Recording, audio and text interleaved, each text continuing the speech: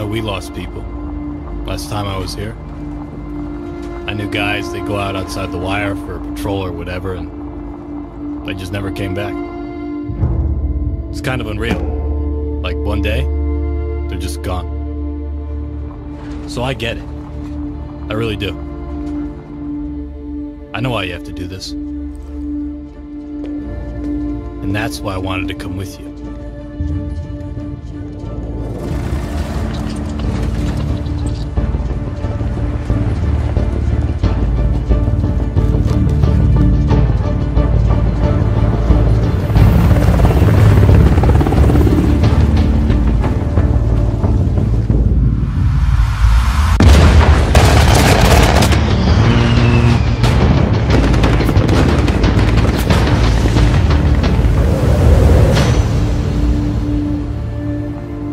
It's not often you get a chance to bring back the dead. But I guess we just gotta make sure we don't die though, right?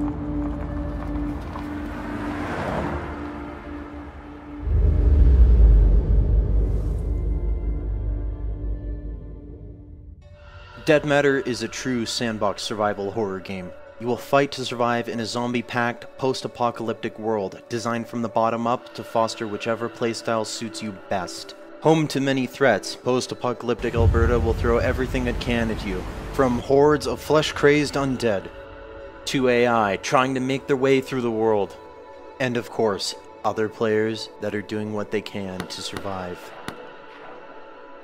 Though above all else, mistakes are killer. Plan accordingly. Our massive world is based on Alberta, Canada, and it is designed to deliver an immersive world that is packed full of landmarks begging to be explored. We've developed a huge variety of procedural generation tools with artist control in mind. These tools allow our very small team of artists to deliver a large, detailed, and immersive world. All of the tools we are currently showing will be available to the modding community. The metagame manages the loot economy, the electricity and water flowing through the map, trees that have been chopped down, potential sources of contamination for resources, as well as the weather, including a season cycle. AI and zombie movement are also tracked via the metagame, and can trigger events especially if there is a large group or horde present. These events can be interacted with and will result in potential rewards or penalties depending on your actions. Our largest design goal is replayability. Experienced players, especially those that enjoy the PvE and cooperative elements of our game, will find every session to be different from the last. This is important because we want to play our game too. There is also a variety of buildings that you can choose to reclaim in order to aid your long-term survival. This quiet, unassuming suburban home is our first example of a building that you can reclaim. That, yes, you can move furniture around, you can place lights, lanterns, generators, anything, even barricade your own windows the way that you want. It is your house. Though, no matter where you decide to stay, you'll be responsible for getting the power back up, getting some water barrels, as well as maybe setting up some furniture. Another option to choose from is a loot-filled industrial warehouse. This is for players that like to customize their gear, as well as build things.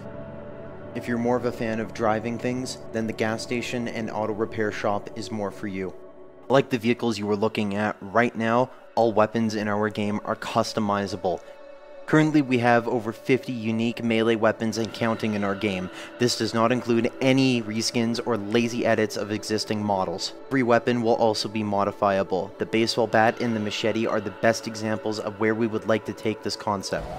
We need your help to get a polished, playable alpha version of our game onto Steam within the next 6 months. Now in a rest cabin, you can do a variety of different things. You can rest, regain stamina and health, and you can use the crafting desk to make things, access your stash of your reserve supplies, and change outfits like in a clothing store.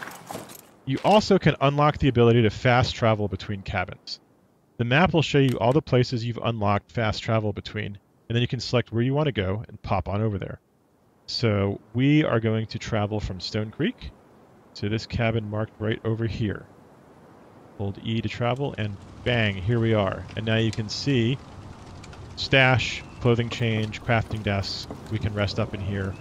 But what we're going to do now is we're going to go find Mike, because Mike has ridden out ahead and staked out a campsite and located where he thinks the first of our bounties are. You can see that in Wild West Online there's different environments. This is a pine forest. The pine forest is completely different from that plainsy kind of location that we saw out around Stone Creek and in Stone Creek. And so we're going to march through this forest and we're going to look for Mike and the campsite so we can meet up and rest up a bit more and then go find our bounties. Oh, there he is. Mike and I are going to team up to hunt this bounty together, and the bounty may very well have his posse with him. Hey Mike, how you doing there, buddy? Good to see you. Mike has set up a campsite, and a campsite is basically a portable, reusable rest cabin. Some of them have all of the features of the rest cabins, and some just allow you to, say, change your outfit and rest up. Once we've rested up, we are going to head out and hunt our bounty. And there he is, Sapient. We're going to hunt him down, and he's got his buddy Davenport with him. So Mike and I should be able to take down those two guys. Oh, there's a third guy. All right, so Mike, we're going to go left. We're going to go around here. We're going to flank him. So you take the left flank. I'm going to take the right flank. Sounds good. You come around, and we're going to crossfire them. So the first thing I'm going to do is sneak up on this guy right here. And I'm going to shoot him through his tent, and he is going to be a sad camper. When the time is right, we are going to say bye-bye. Now I'm going to sneak over here. And got him! Oh, Mike took down Davenport. Oh, crap! Shit. Our guy Sapient just shot Mike, so now it's just me. Bastard. Son of a bitch. There you are. All right. Got him. All right, so I got the bounty. I lost Mike, but I got Sapient, and I got our bounty. What's your plan? It's my plan, and I decide what goes down. You got that? Yeah. Come on, Leo! My name is Joseph Fares, and I'm the writer-director of A Way Out. A Way Out is a story-driven co-op game. It is designed, played, and experienced only in split-screen co-op, which means you have to play the game with a friend, either online or on your couch. The game starts in a prison. You play as Vincent and Leo. You and a friend will get to know your characters and unfold their story together. You don't know anything about me, man. Maybe not. But Harvey killed someone very close to me. With or without you, I'm going after him. Let me show you some of the scenarios in the game. On the right side, you see Leo was already in prison. On the left, you see Vincent, who just arrived. Now if you look to the right again, you can see that Leo can be controlled, while Vincent is in a cutscene. Here is another one. Vincent and Leo are now in the laundry room. Your goal is to smuggle sheets using a laundry cart. You can approach the scenario in different ways. Either get the cart with Vincent. You know, I got a good pack right here. I think it's got your name on it. It's, broken. I don't know. Or with Leo. Get over here, you idiot! Yeah, but I think those two guys are just about to fight. What the? What? Who's him? In A Way Out, you will experience something new all the time. Everything you do in the game is unique for that scene. We want you and your friend to be focused and engaged throughout the entire story. But let me tell you, this is just the beginning of what you will be experiencing in A Way Out. Give me a gun!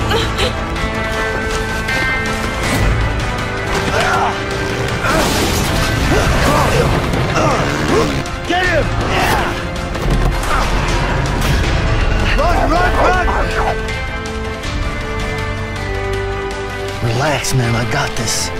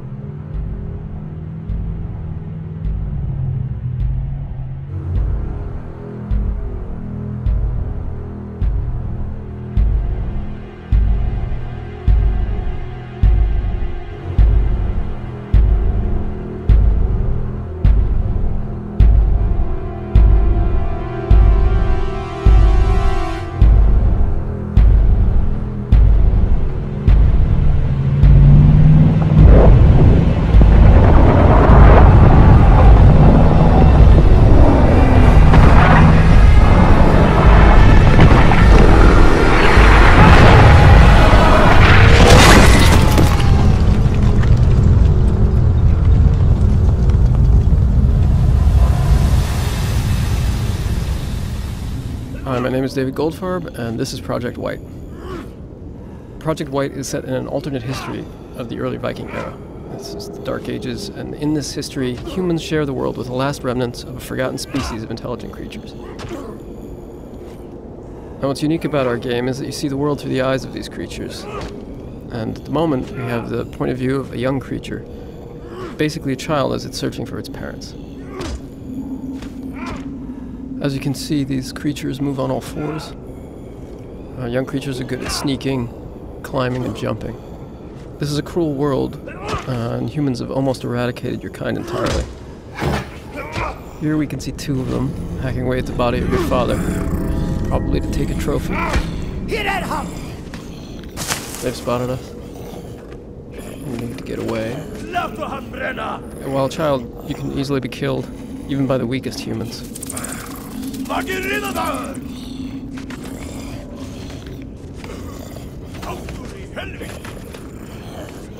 We're trapped on this bridge. Maybe there's an escape route.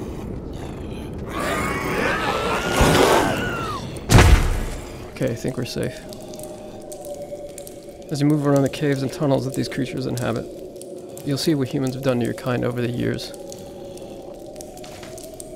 Sneak to safety.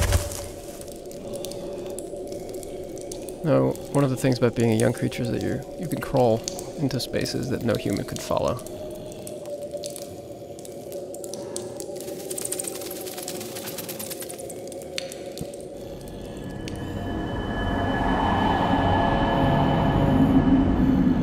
Now, this huge cave with the mysterious tree is one of the last few places of refuge in the world for creatures like you.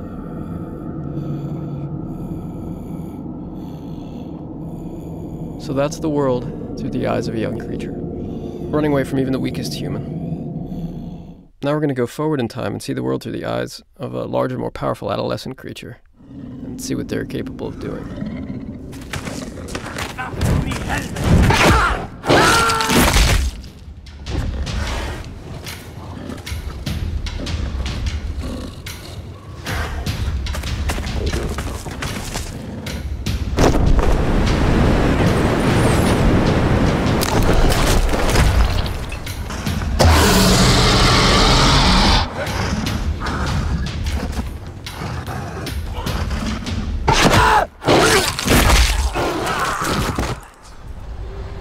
So here we have that monkey, which is my playable main character here. But of course, in that game, you can select your character and create your own character.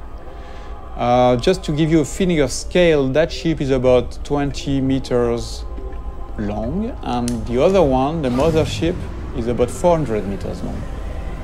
I'm going to go close to it so that you can see the size. So when we have large spaceships like that, the good thing, the interesting thing is that they are a real level of gameplay. You can go inside. We have interiors for those big ingredients. So imagine I'm at the beginning of the game. I'm starting the game. I have nothing, but I am like like in Beyond Good and Evil 1, you start without anything, and you have to get some money to like level up and get your first vehicles. So imagine I'm just delivering pizzas here. It's like a side quest or just a way among many to get some money. I'm delivering pizzas to those guys. So imagine it's not my spaceship. That's the beginning of the game, and this could be an interesting way to trigger the first ingredients of the adventure, because the spaceship is a playable interior. You can get inside, you can sell your pizza, and then instead of getting out of the ship, you could decide to explore the ship.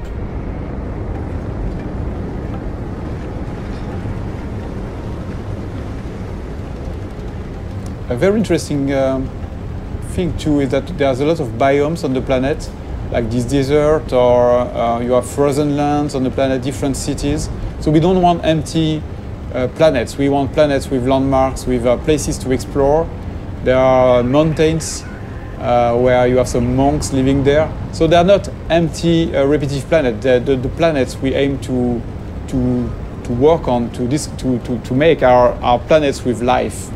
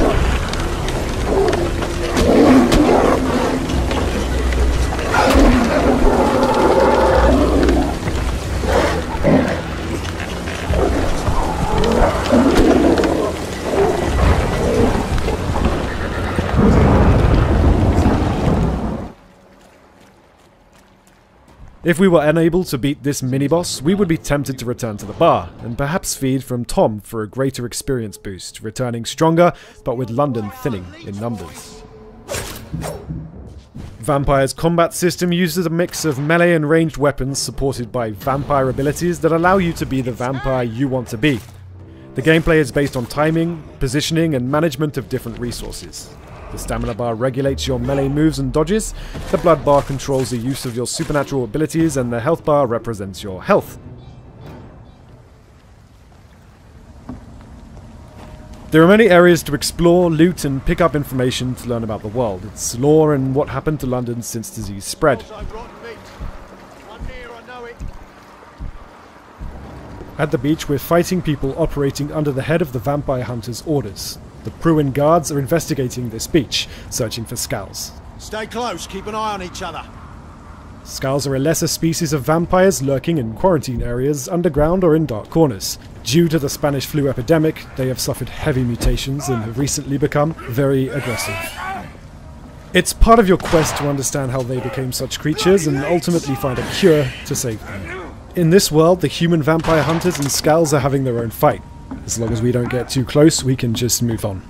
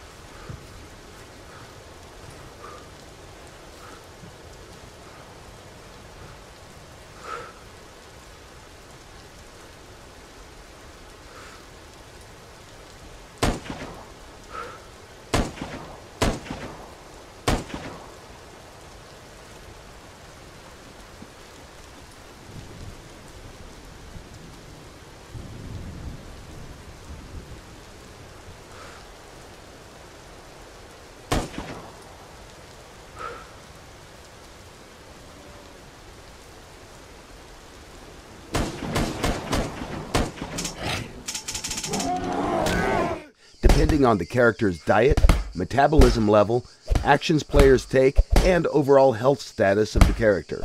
That will, of course, be reflected on the character's speed, endurance, and strength during the battle. With proper diet and workout, it's possible to boost all these attributes to their maximum values. The only exception is the intelligence attribute, which will stay the same or drop down if, for example, a character gets shot in the head. In the current presentation, you can see different skill levels and how they will be represented in the game. Our plan is to make different sets of animations for each skill level to allow players to visually recognize the skill levels of their foes. This is still a work in progress, and it will not be included in the early access version of the game. Everything that your character carries in the game will have an impact on how you will perform in the combat. Heavy gear will make your moves slow and sluggish, and it will drain your stamina more quickly. It's recommended that you drop excessive weight before you enter a fight. The combat skill can be effectively used against other players, NPCs, and it can be used against animals too. Although we do not recommend you attack bigger and more dangerous animals unless, of course, you're sure that you can beat them or outrun them.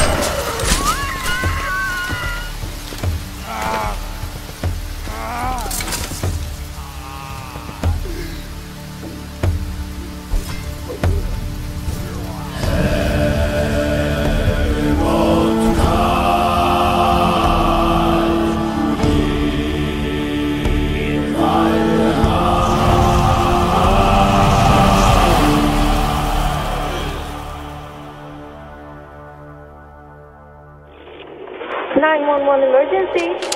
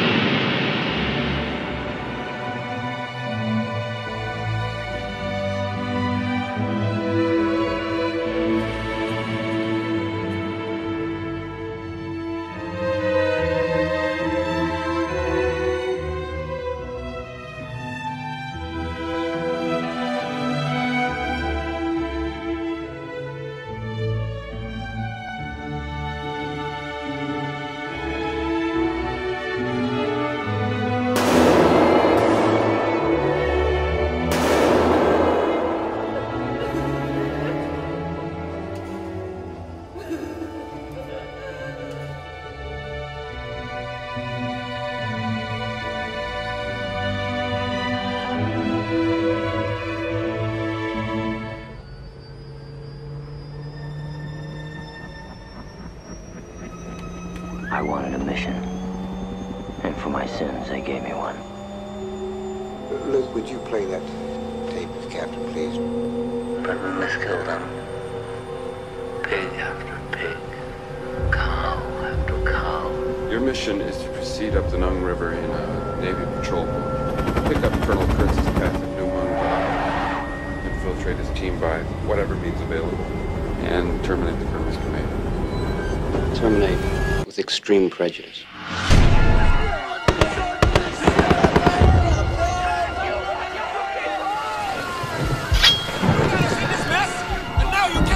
Because you don't know what the hell you're going to do!